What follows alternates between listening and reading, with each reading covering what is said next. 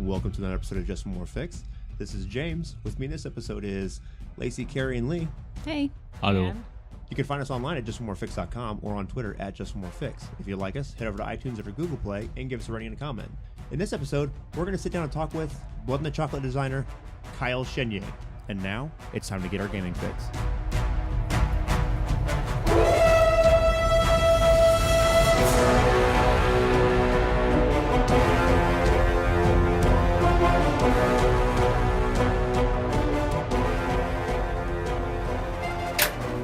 I'm Stargate Pioneer, I'm Haley. And I'm Lauren from Legends of S.H.I.E.L.D.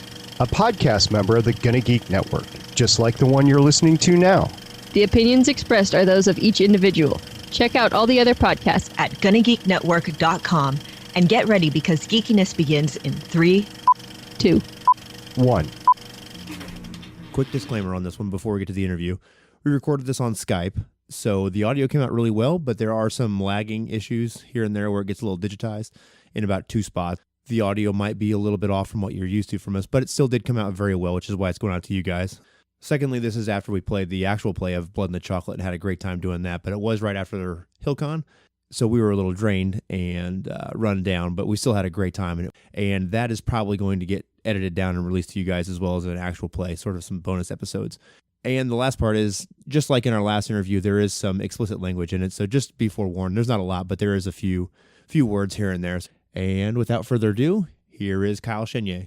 Welcome to Just More Fix. So as you heard, we are talking with Kiel Chenier today, award-winning designer of Lamentations of the Flame Princess, Blood in the Chocolate. Yep. Hey. Right on. So for those of you out there that don't know who you are, tell us who you are. Yeah, so my name is Kiel Chenier. I'm an award-winning tabletop game designer. Holy crap. I'm from Canada. I live in a town just outside of Toronto. I've been making like fantasy role-playing game stuff for like 4 or 5 years now, I guess. Dang, I guess that has been a while. Blood in the Chocolate is a book from Lamentations of the Flame Princess that I wrote, designed, laid out, and made the maps for, I guess. I was going to say, it's like, what is the verb for cartography? Right. And yeah, it just won in ENnie at 2017 ENnie Awards at Gen Con. It won gold for Best Adventure. Right on.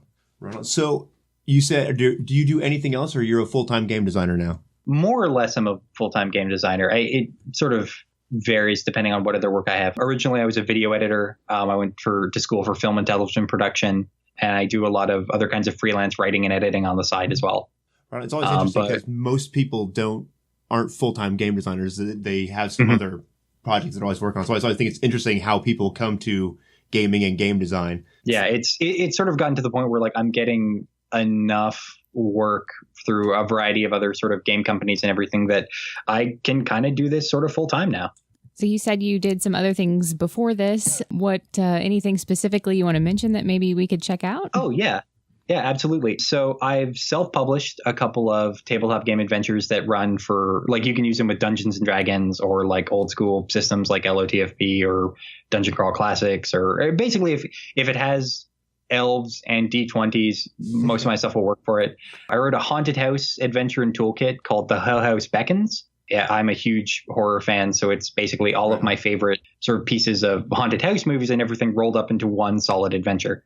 I also came up with a couple other self-published things. One is called Von Bottom's Horde. It's a giant house crawl with like armored maids and butlers as you try and steal a big old pile of gold from a fat man with a blunderbuss.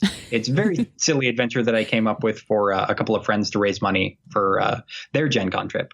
I also made an adventure called Burlesque House Siege, where your characters wake up in a burlesque house and they have to sort of defend it from an oncoming sort of small army of bandits that are looking to take it over. It was a convention exclusive adventure that I made for Gen Con.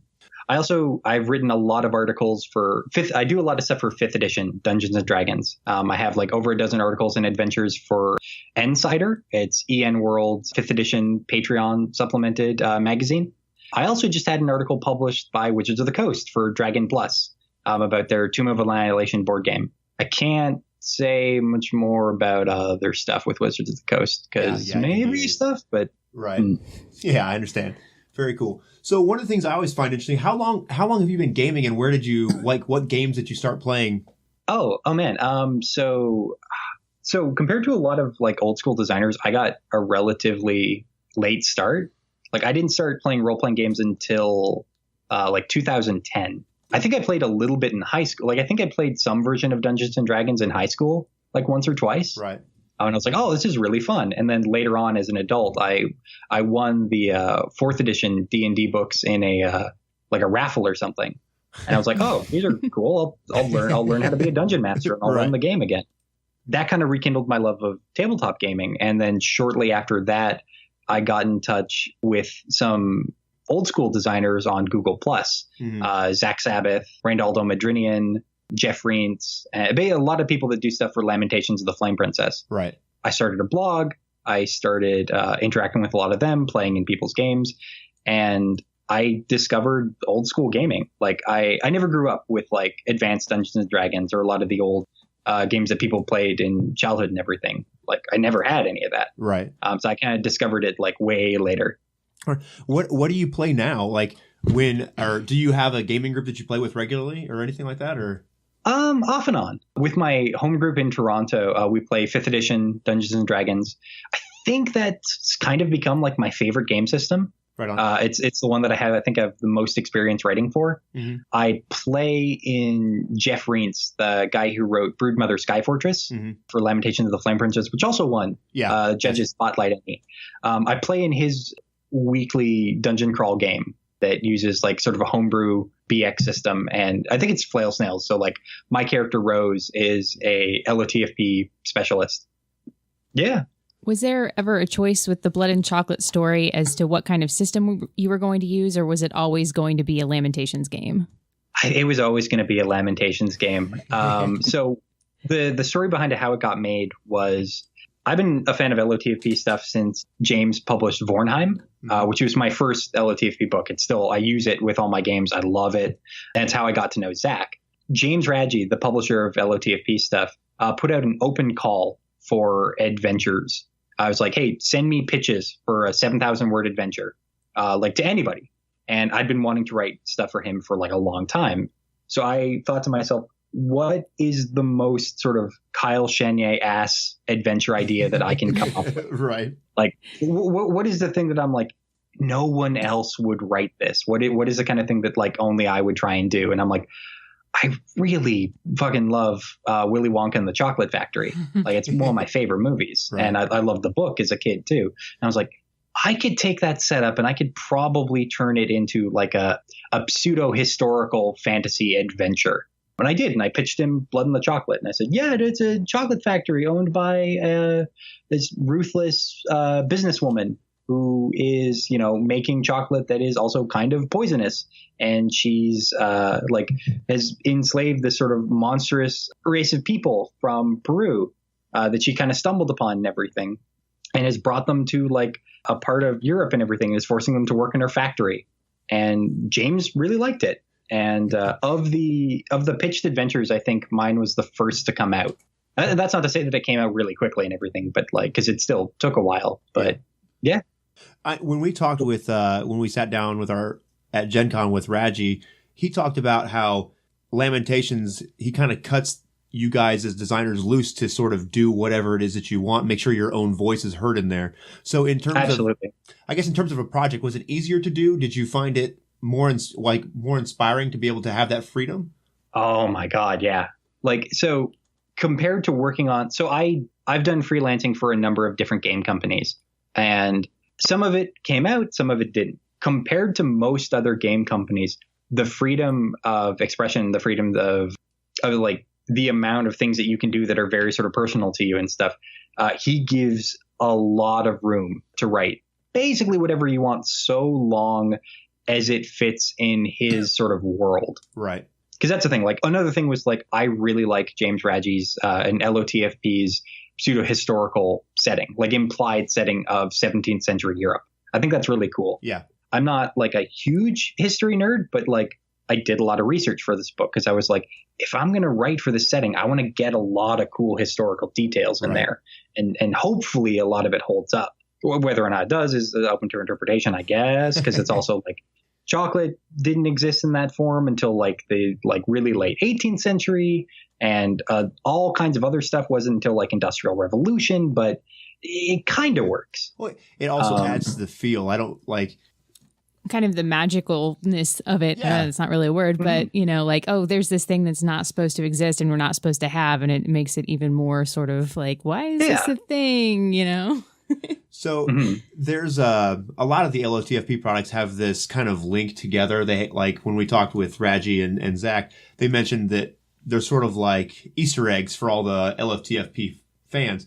So when you set out with the idea to make Blood in the Chocolate, did you have in mind that you were going to try and connect it to other LOTFP products? Oh, yeah.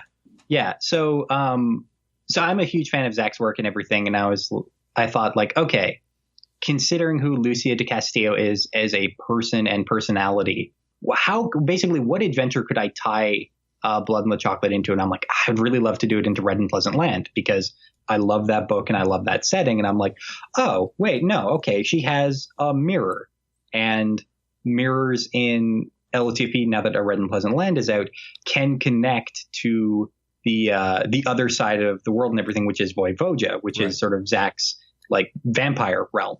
And I was like, yeah, that makes sense and everything. Oh yeah, the Heart Queen and Lucy de Castillo, maybe they're besties. Maybe they have tea together. Maybe they got something going on the side. Right. Who knows? Yes. Yeah, because I love the Easter eggs, and I love the sort of like, I love that certain LOTFP adventures expand into the next. Yeah. Because James is very much not into the idea of continuity between adventures. Like, he would never call LOTFP horror, because horror comes with a lot of different connotations, and it comes with a lot of assumptions. That's why it's weird fantasy role playing. Right. But a lot of his books are sort of structured like horror movies. Mm-hmm. Like, a lot of the things that make them good is that like there's usually one primary monster, or there's a setup and everything where it's like, oh, it's this old spooky place. Maybe go check it out. And a lot of them follow sort of horror or slasher movie conventions. And but he really doesn't like the idea of them like one continuing into the next. But there's this concept where we like to, each of us writers and everything, we like to seed them with like little Easter eggs and everything of like, hey, maybe this connects to this other product. Like, maybe you can get in through this way and everything. Like, I included a mirror that leads to A Red and Pleasant Land. There's the thing now, I'm trying to remember some of them. Some of the other adventures lead to the Magnificent Jupe Van Ooms, or some of them tie into items in Death Frost Doom. Right. Lots of stuff usually connects to Death Frost Doom because it's a great starting point. Who did the art for your Blood in the Chocolate story? Because it's cool and cartoony and perfect. Oh my God. I'm so glad you like it. So that's Jason Bradley Thompson, who's a guy that I've been a huge fan of for years. Jason used to do the way that I knew Jason was that he used to do web comics for Wizards of the Coast back when Dungeons and Dragons did 4th edition. For a while, they had this huge online thing where it's like the dnd.com website was like this hub for people to go to for their character builder, their articles, everything else. And they were like, let's do web comics too. And Jason's web comic was the only one that wasn't like hot garbage. So I loved his art style, and it's wonderful sort of manga inspired stuff.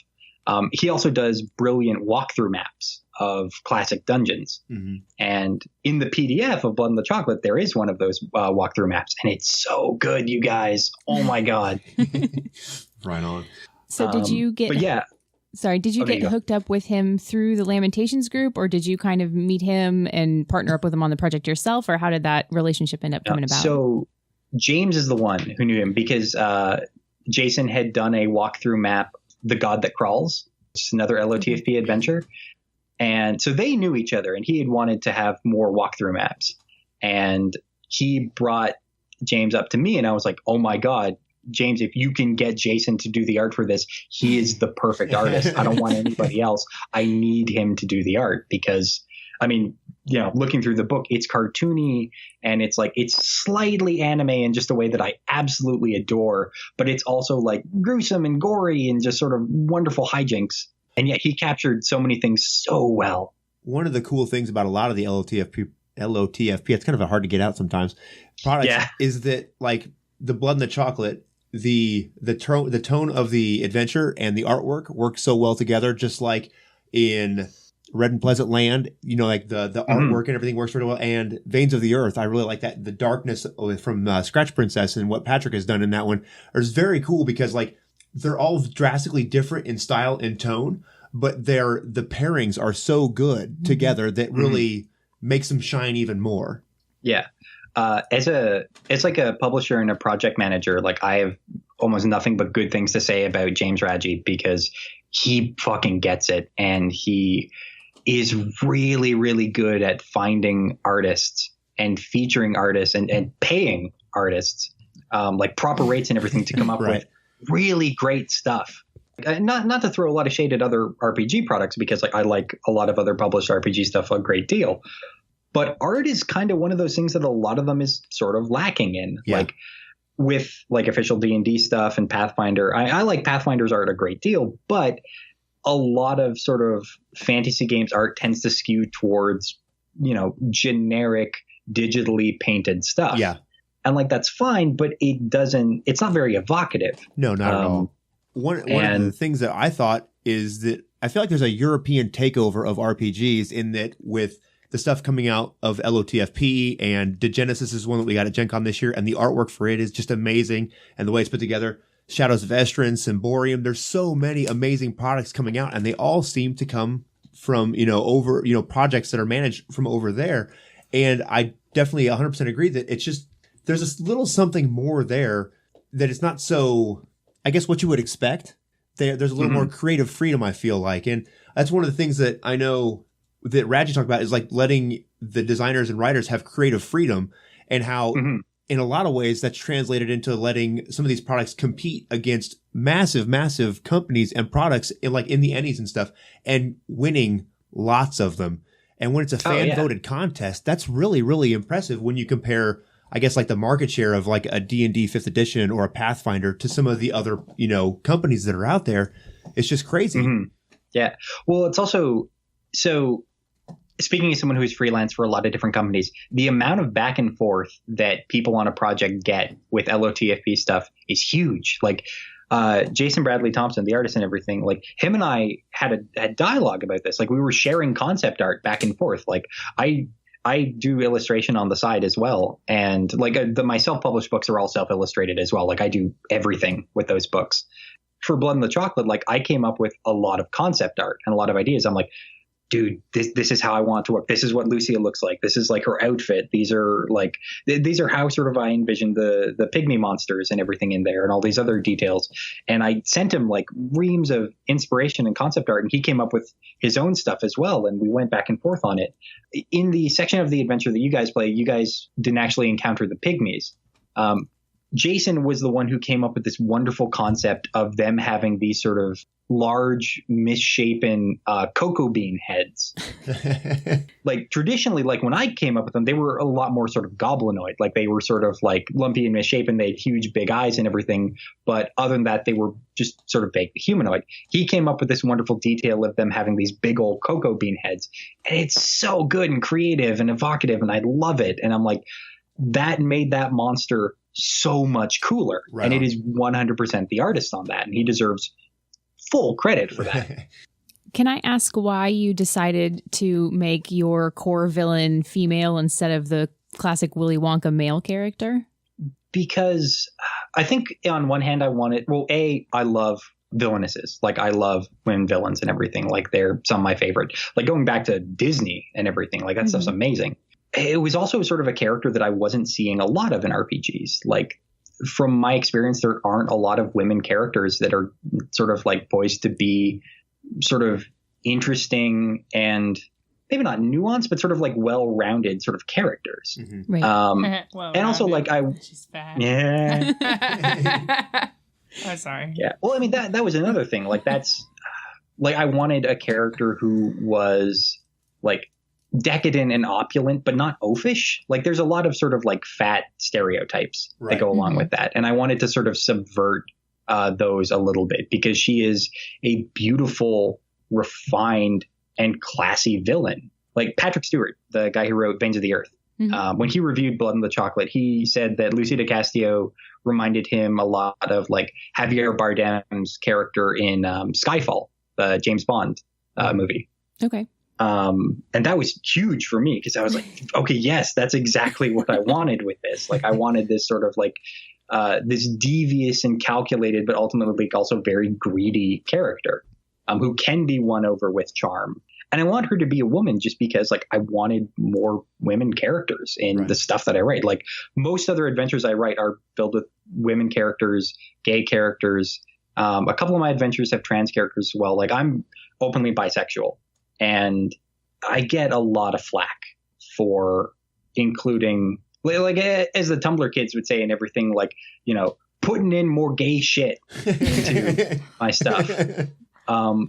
But I care about it and I want more of it. And to have like a mixed race LGTB woman character as a villain in an RPG book, I'm like, fuck yeah. Of course I want that. I think she's fantastic. So I was scared of her. That's why I didn't negotiate. I was like, no, wait, no. I liked her. Also, but at the same time, like I also want to differentiate it from, because as much as I love Willy Wonka and the Chocolate Factory, and as much as my adventure sort of pulls from that in terms of like traps and aesthetics and concepts and everything, I did want to differentiate it a little, because like having just a straight up like Willy Wonka who's like the letters of his name are changed. Oh, it's Billy Blanca. It's like, oh, he's this like vaguely effete and fey kind of character who is like distantly amused but also really angry and stuff. I'm like, that's kind of boring. Well, that's one of the things I like about Red and Pleasant Land so much. It's the exact same thing, is that it's something that's done and emulated a lot, but when you can do it in a way to where it's recognizable, but it's not just another boring regurgitation of it, it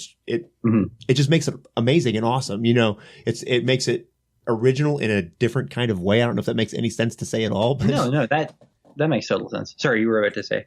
I like that your game has humor and horror in it. It can be ran lighthearted and quickly and still be scary and funny. Mm-hmm. I don't know. Yeah, well, I'm okay. That makes me really happy. I'm so glad that you like it because of that. Because I want like LOTFB stuff can be kind of grim, or at least some of it can. A lot of it isn't. A lot of it is surprisingly not lighthearted, but at least there is sort of humor present, and I'd like to think that that's sort of a tenet of everything that I write. I want there to be humor. I want there to be sort of lighthearted stuff, even in the face of what is otherwise like a brutal, grisly encounter. Right. You might call it sugar-coated. Yeah. Stop it. Oh, that's terrible. Yeah. And the art totally complements that as well, because it's like it's cutesy and cartoony and everything to a certain degree, but it's also fucking brutal. Right. Like, and then you're like, what's going on in the background of that picture? What is that? Oh no, yeah, you flip through some of those images and it gets real grisly real fast. Well, those high beats and low beats really kind of help to make a better, broader story, because you can't just be, beaten down and horrific the whole time. When you have, these moments of lightness, it kind of makes the horror and the weirdness kind of come through even more. Yeah. It gives your character a reason to stay instead of just immediately going, no, peace, no, bye. Yeah. This is the thing. I'm kind of critical of a lot of old school design, like OSR type designs and everything, because I feel like despite their very clear design strengths that a lot of them have, a lot of them tend to be kind of one note. Yeah. Like, it's like, oh, okay, it's another ruined castle. It's another like evil temple with cults and stuff. And it's sort of like, it's thematically the same thing, room to room to room to room. And I wanted something that was a little more varied, I guess. Well, it's in a lot of ways similar to the Cursed Chateau, how there's evil things in it that are very clearly evil. And there's also these things that are not threatening to you. And if, you're not always sure which is which. Yeah. Which is well, nice too. that's a big part of this adventure as well. Like, not to spoil too much and everything, but like, that's when you encounter the pygmies, you can communicate with them. Lamentations of the Flame Princess has a language system where even if you don't know a language, you can roll the d6 and there's a chance you will know enough of it to communicate. And like, there is straight up 150 pygmy monsters in this adventure. And there's a counter in the back of the book on the inside cover and everything, there's literally a counter that you can sort of check them off one by one when they get killed. Because I thought that might be useful. Right. But you can talk, like if you manage to communicate with them, you can kind of broker not a peace, but like a tenuous alliance with some of them. Right. Like you might not be able to convince their chiefess, but you can at least have a few of them on your side, and suddenly maybe they become hirelings. Or if you get captured by Lucia and you're now out of characters, maybe they can come try and save you and you can play them. And same thing with like other stuff. Like there are 2 captives of Lucia. There's 2 children in the basement that stumbled into the factory, and Lucia basically took them prisoner to experiment on. And they're these poor local sort of moppets and everything that are like sort of sad and despicable. And it's like, oh, please save us and everything. And, you know, you absolutely can, and it's great. But they are also secretly carriers for some of Lucia's diseases. And they just spread it to their nearby town. And you basically screw up that entire town by doing the right thing. Yay. Yeah, but it's like, it's a detail, like you can add that to the campaign if you're doing a long form game where suddenly that's an issue. Or if it's a one shot, it's this sort of like, you know, blah, blah sort of moment where it's like, hey, you did the right thing. Here's the overarching conclusion of like how your actions impact the future of this land. And if that happens, well, you know, sometimes that happens. Now we're moving. With the Ennies and the success of, you know, all the success that that Blood and the Chocolate has had there, and all the LTFP stuff has had there, has, I know when it all came to pass in the interview we did with Raji and Patrick and Zach, that they talked about how you had this feeling that, being that it's fan voted, that you weren't going to do very well in the category that Blood and the Chocolate was up for, and then it did. Mm-hmm. So can you just talk about a little bit about the kind of feelings and the speech that you had written, before? Oh, yeah. Oh, absolutely. Absolutely. So, okay. I do feel bad about this because one of my partners sort of scolded me afterwards about it, because he was like, how can you say you're not going to win? That does a disrespect to everyone who voted for you. And I was like, oh, shit, it kind of does. I'm sorry. But yeah, so basically the night before voting, I was like real tense and real stressed because I was like, oh God, like I've had this built up this entire time. And I'm like, oh, we're probably not going to win, but like, oh, maybe we will. But like, oh, it feels like such a long shot. So I just to sort of deal with that, to get ahead of it, kind of like I made this post that was sort of a preemptive victory speech, which I can actually pull up parts of it here, where basically I talked about how, hey, I'm going to post this now. My book probably didn't win, which is a shame. But, I know the reality of the Ennies.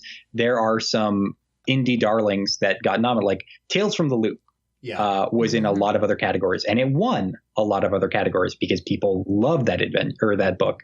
And my stuff was up against a Game of Thrones adventure from Green Ronin Press. It was up against 2 Call of Cthulhu things. And Call of Cthulhu is incredibly popular at the Ennies. Like, a Call of Cthulhu product basically wins something every year because people in tabletop gaming that don't do D&D usually do Call of Cthulhu. Mm-hmm. So I wrote this speech that was basically like, hey, here's my message to aspiring game designers. The fact that me, a person who is still like relatively unknown in this industry, and like Blood and the Chocolate is my first like more professional release. Like all the other stuff that I've self-published is only available digitally, except for like a brief Lulu print run of the Ho-Ho Beckons. So this is like my first big book. The fact that my first big book got nominated, like first go and everything, is huge. Right. And like, I maybe I'm a little self-deprecating, but like I don't think especially highly of myself. Like I don't think I'm a great designer. I do okay. But at the same time, like if I can do it, if I can get this far, anybody who works hard can.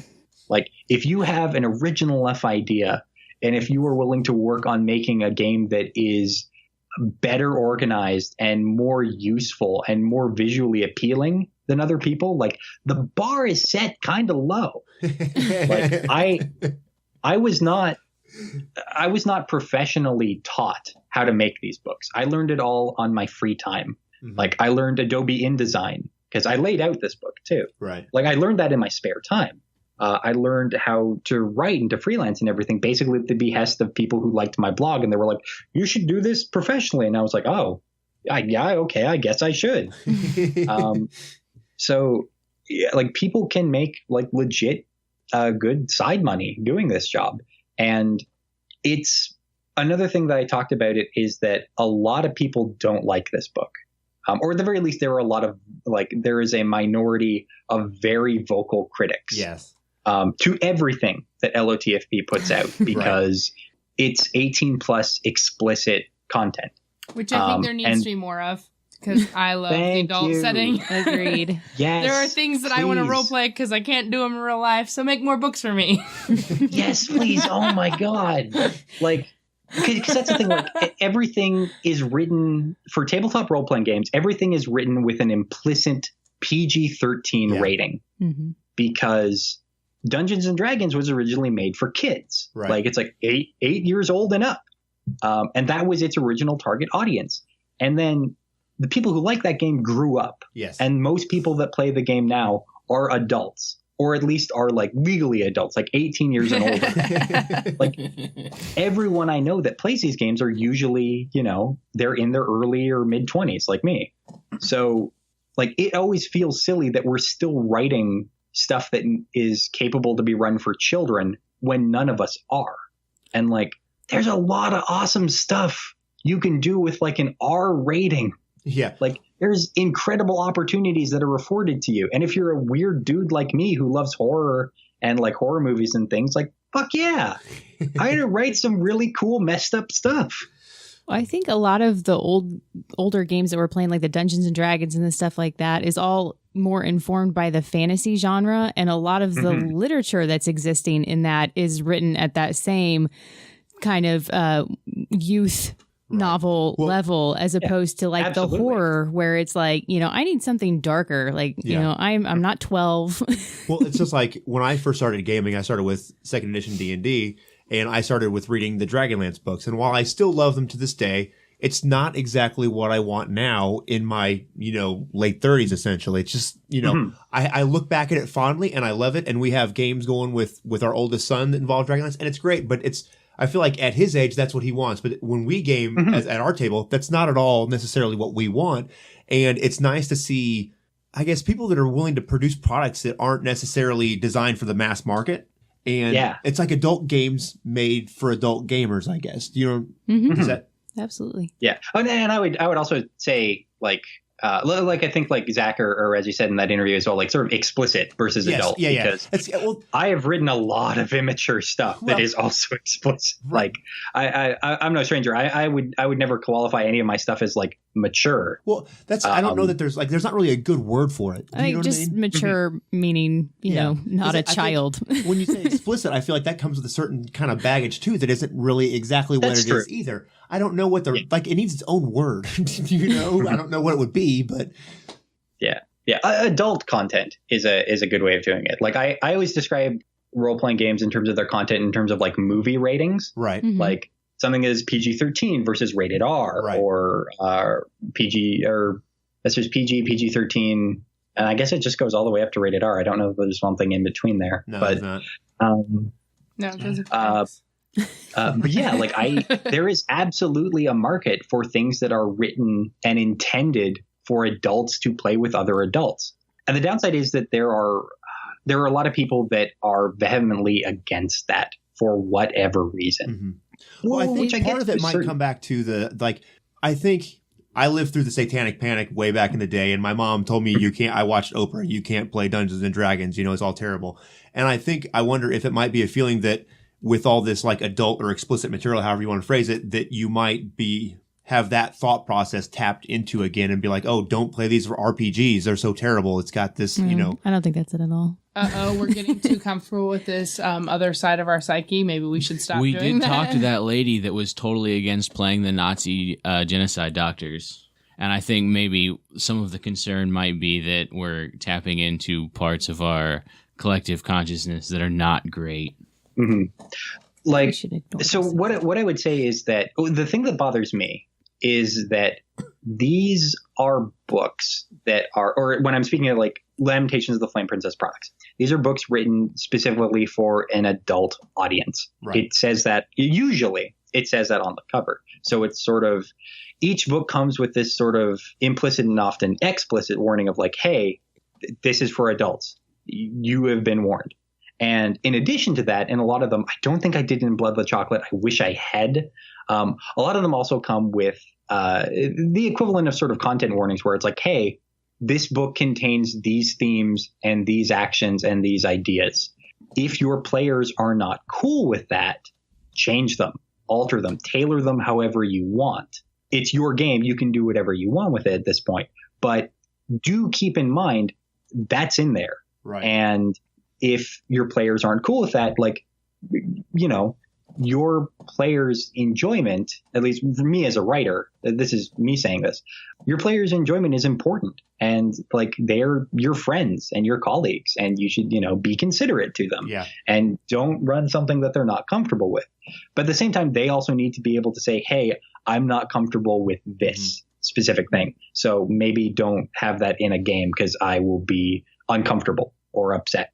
And like, yeah, that is a fair exchange. That seems cool. Like, well, one of the things anything I write. Oh, go ahead. Oh, no, you go. One of the things anything that I write and oh, sorry. There's that like quarter-second delay where it makes it a little weird.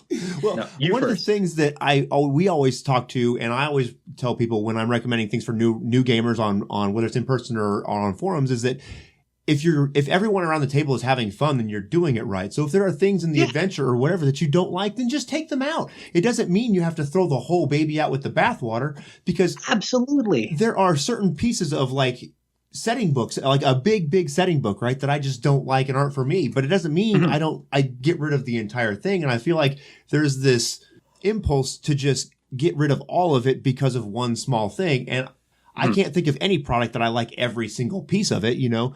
And I guess if you're doing it right, like there's a sense that you should play things as written sometimes. And I feel like if it doesn't work for your table, then just whatever, do what you need to do. I hate that mentality. The idea of like, oh, you have to play it as written. The designer, that's a fucking, I don't want to generalize, but I have found that is often the story game trait and everything, where it's like, we have crafted this entire system and experience for you. It only works if it runs as intended. Right. Like a lot of Burning Wheel stuff is like that as well. Certain White Wolf thing, like older White Wolf stuff is like that as well.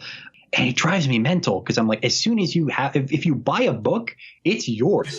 You can take a Sharpie to that shit and like take out the things you don't like, and you can write in the things you do. Like, no, especially with adventures, I feel like, especially with adventures, like, if you're owning and running it, like, it's yours now. Change it as much as you want to suit your tastes and the tastes of your players. Like, I'm cool. Like, here's the thing.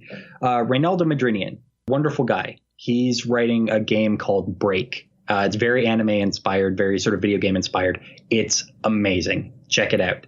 We have a podcast together called Ray and Kyle Can't Do Dark Fantasy, because we're both real. As much as we both love it, we're real bad at it. But when I released Blood and the Chocolate, he wanted to adapt it to Break to run it for his players, and he did. But Break is there's not a lot of sort of adult or mature things in Break outside of relationships, which there is a lot of. So he had to change a lot of elements of Blood and the Chocolate to suit his more sort of anime Blue Skies inspired world. Like, he changed the origins of the pygmies. He called them Cocoa Cretans.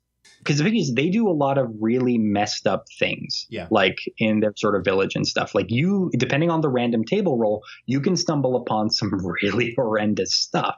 And he was like, well, that's not going to fly with my game or my players. So I'm going to write something that is equally horrifying, but not gory or explicit. Well, it's almost like, and I was what would be genre appropriate almost if it's more manga inspired. It just makes sense, because why should you shoehorn aspects of like tropes and genres that don't exist in the game that you're running?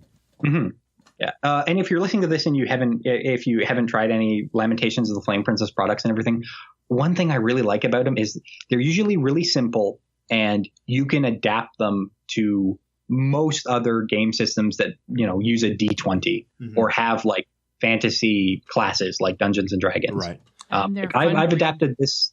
Yeah. I've adapted this to 5th edition. I'm glad you think they're fun to read. Like, that's another big part is I I don't So want to read one an of the reasons- encyclopedia. Yeah.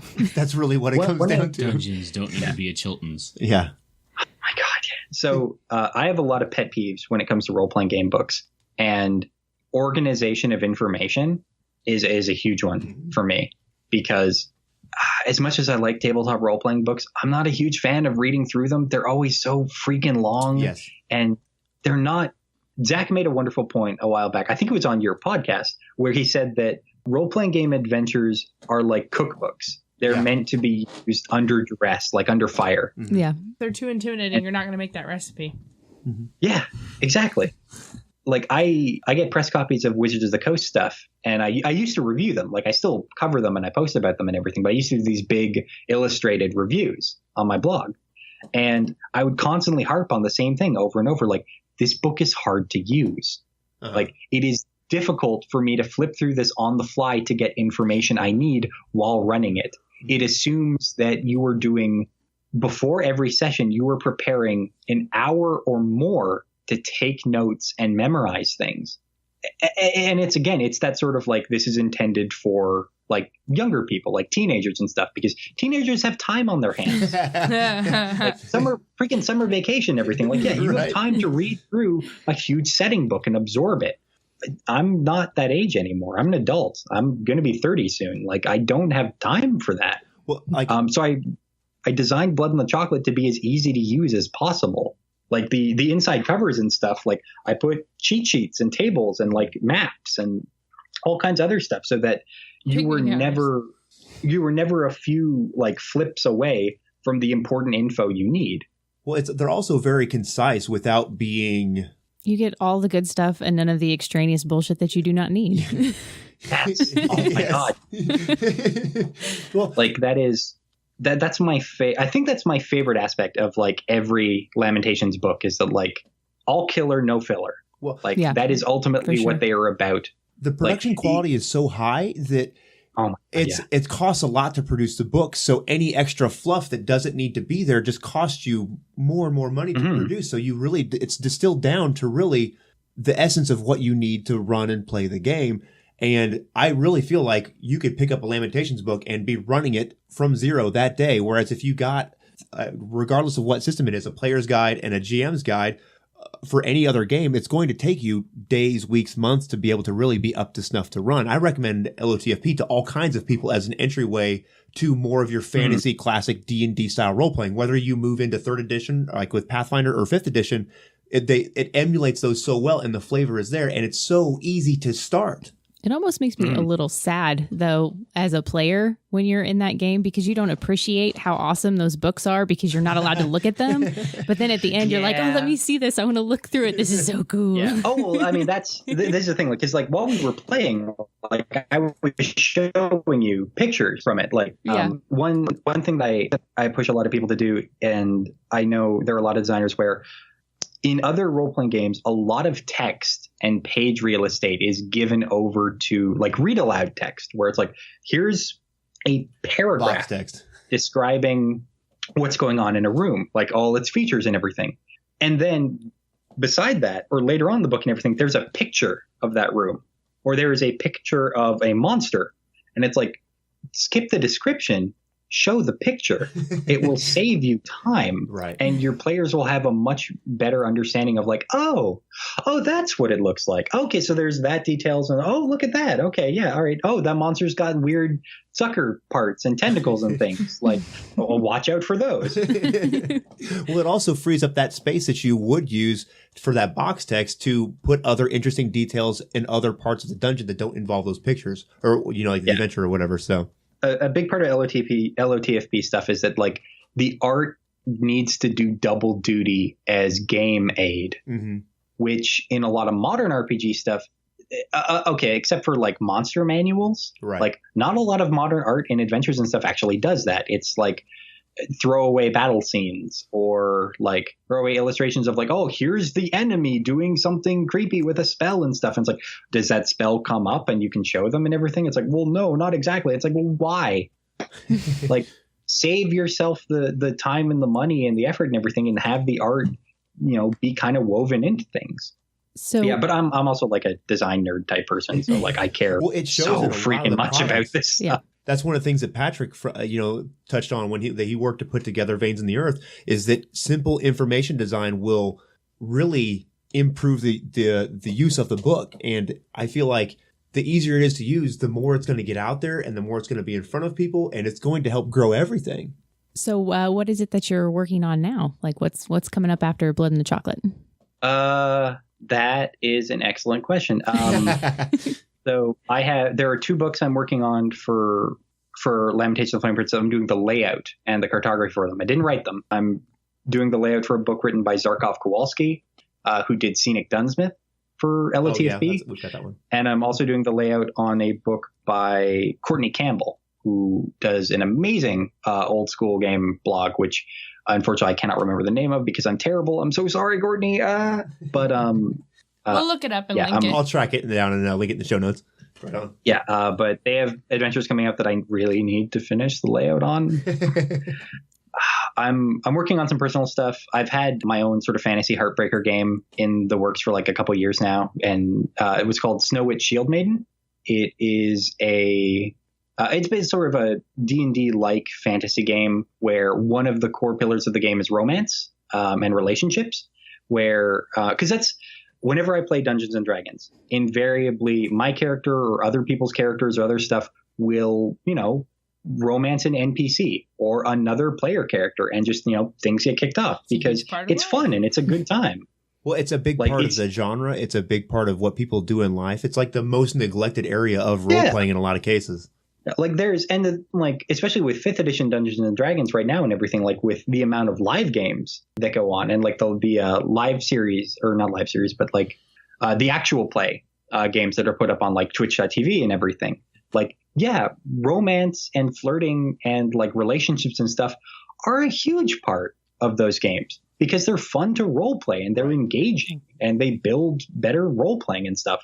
So I was like, oh, I want to make a fantasy game that like there's not so much rules for it, but like guidelines for encouraging that kind of play, because like I love it and I think it's a good time. But lots of other parts of that game don't work properly yet. It's a very broken system. I'm at the point now where I might actually just simplify it and release it as a setting and a rules template to add on top of 5th edition Dungeons and Dragons. Right. Because I have a world and a setting and new races and a couple of new classes, but the core mechanics of the game outside of the romance and like the specificity of the world and stuff doesn't work right now. It's still very broken, and I don't know if I'm going to have the free time to fix it. So who knows? I'm also, I don't know how much I can say. I'm maybe working on something for Wizards of the Coast, but that's all I can say. Can neither confirm nor deny. Yeah, maybe not. Who knows? Everything's up in the air. But yeah, but that's cool. But yeah, that's all I got kind of on the docket right now. So earlier you mentioned that like you're new to designing games. You've only been doing it for 5 years, and it's something that everybody should get into and try. But what's step number 1? Like that is an awesome question that I get a lot. So step number 1, if you are at all interested in that, become a dungeon master. Like be a referee or a DM and like run games, because that will push you to sort of come up with your own stuff, your own settings, your own sort of adventures and things. Like it basically gives you a gaming excuse to write down your ideas and use them. Like most people who write fantasy games and everything also run fantasy games. I'm not saying you have to, but it one role kind of lends itself to the other. So I'd recommend that a little bit. The most basic advice that I would be, if you're like thinking of putting out something, don't be afraid to sort of mine your childhood and do just like the things that you like best for ideas. Like Blood in the Chocolate is straight up Willy Wonka and the Chocolate Factory with a bunch of other stuff in it. Most of the other things that I write are inspired by sort of other things. Usually it's stuff that isn't already in fantasy gaming. Like I have a lot of new designers come to me like, oh, I just wrote my first adventure. Okay, cool. That's awesome. What is it? Yeah, I'm thinking of publishing it. It's fantasy characters go into a cave to fight some goblins, and then maybe there's a necromancer. And I'm like, okay, that's cool. that's probably a good time. But everybody also does that. Like everybody's got one of those. Like the market is saturated for goblins, necromancers, and caves. It has been for quite some time. If you can, try something really out there. Like, even if you think that you are the only person in the world who will like it or think that it's fun or interesting or cool, try it. Do it anyway. Like, put it on paper. Like, adjust it. Have it, like, run it. See if people like it. See if it fits into a fantasy world, even if you have to tweak a bunch of parts of it. That's something like what Raji said is that when they talk about the LOTFP design, they're designing games that they want to play. And the fact that anybody else likes it is almost inconsequential, I think is exactly what he said. And that's like, there are people out there who will like, whatever. Yeah, and that's, and the thing about that is that, like, bigger publishers will tell you the opposite advice. They'll tell you, like, no, you have to consider your audience. You have to consider, like, who this is for and the market and what they like. And, like, for bigger stuff, that's not a bad consideration. But the RPG industry is not huge, but there's still a lot of room for, like, independent people to put out weird and interesting stuff. And there will still be an audience. It might not be a huge audience, but there will be a dedicated audience for trying that kind of stuff and buying it, especially if it looks good and it's sort of polished. The next piece of advice that I have is maybe not good advice, but it's just how I did it. I got competent at every aspect of the production of books. Like, I majored in English and stuff. I worked to be a filmmaker in college. So I did a lot of screenwriting stuff. I got really good at editing as well. Like, I can write okay.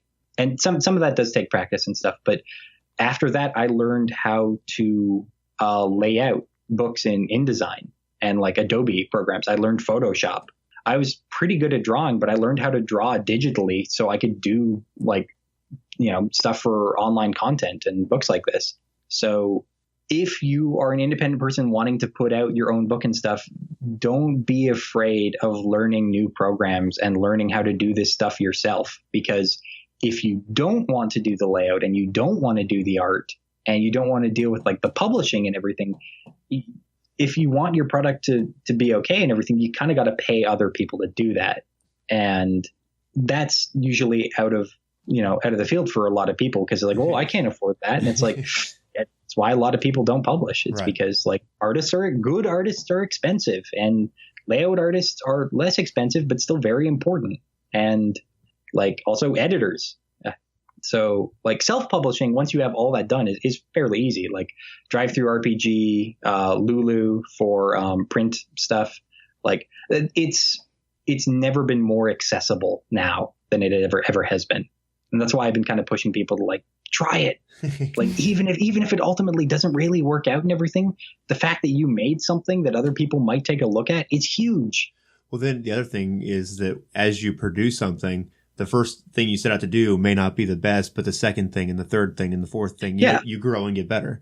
Yeah. Like my first published adventure was this, 20-page PDF called Von Bottom's Horde. And some of the art I did digitally, other art I just drew on, like, there's a couple of pieces of art in that book that is literally just drawn on Post-it notes and then photographed and then just placed in the thing, like, crop. And, like, it's meant to be sort of like a fluffy, ephemeral little thing that it's like, yeah, it's like a couple of bucks and it's like a goofy fun time. So the fact that the art is, like, not super professional is okay. But yeah, and I did it and it sold okay. And it made like a decent amount of fundraising money for some friends of mine. Mm-hmm. So, like, even if your first thing isn't great, your next thing will be better just by virtue of you practicing at it.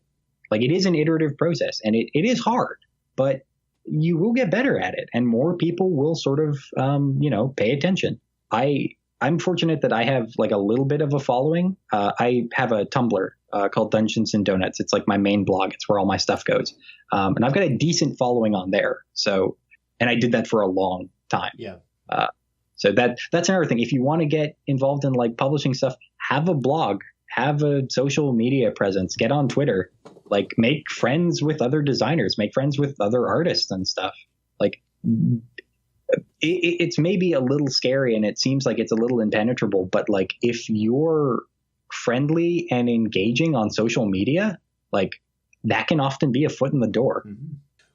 When we went to Gen Con, we talked with several designers on the trade floor and everything, and everybody that we encountered was super nice and awesome. It's, everybody's so welcoming because everybody's there to have a good time. We all love games. It's not that big of a leap, so. We love games, and the people that write some of the games that we really, really enjoy, you're talking about the design aspect, there seems to be a healthy amount of frustration with just some of the crap that is currently in the industry that they want to fix. And like, I'm not finding what I need, so I'm going to make that thing instead. Yeah.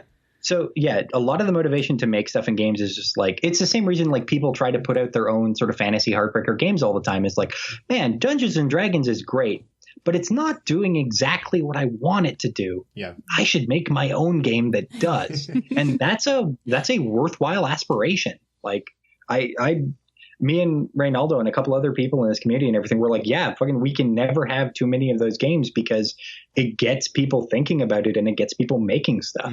Yeah, absolutely. And oftentimes cool stuff comes out of it. So yeah, that's, if I have any advice to give, I guess that would be it. Right on. Thank you. No problem. All righty, right on. Well, where can people find you online?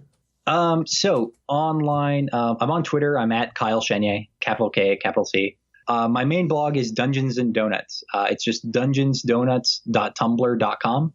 If you type in Dungeons and Donuts into Google, it might come up with like a donut shop in like Galway. So they had the name first, but like I think my blog is like the third or fourth entry down. Okay. Like it's a Tumblr. My name, Kyle Shaney, will probably be in there too.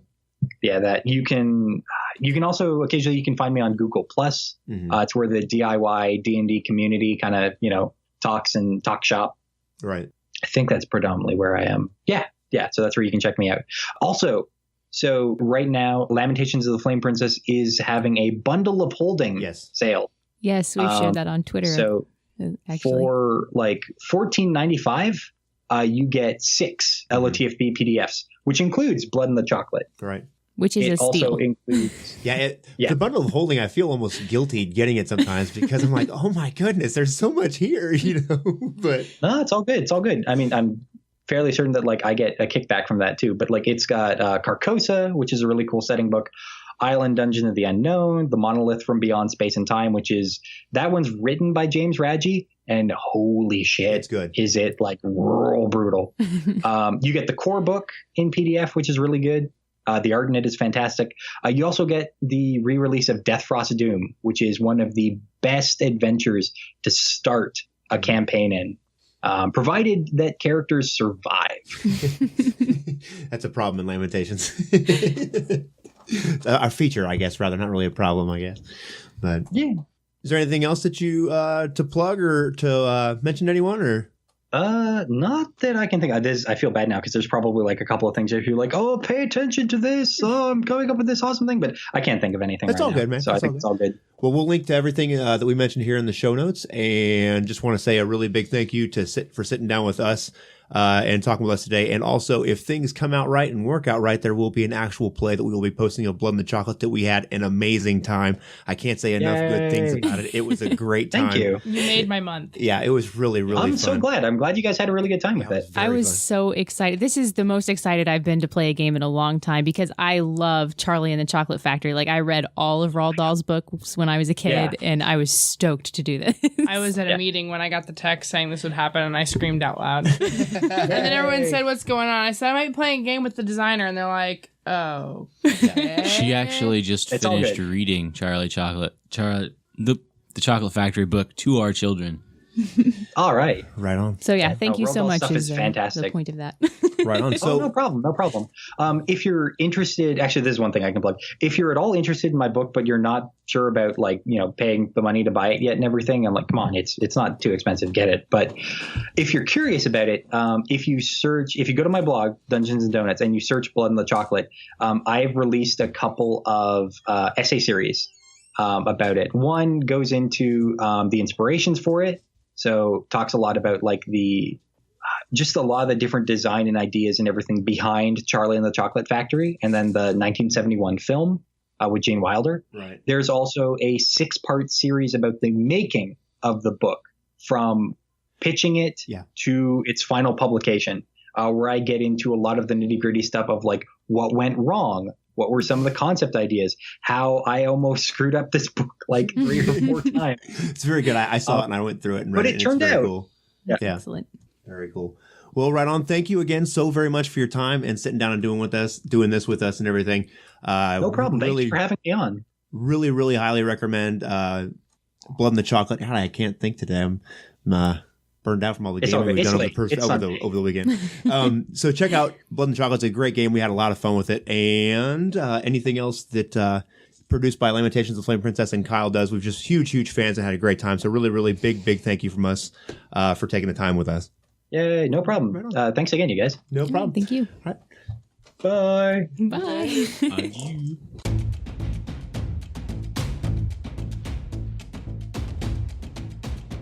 Thanks for listening. This has been another episode of Just One More Fix. Music has been provided by Kevin MacLeod. You can find him at incompetech.com. You can find us at justonemorefix.com and follow us on Twitter at Just One More Fix.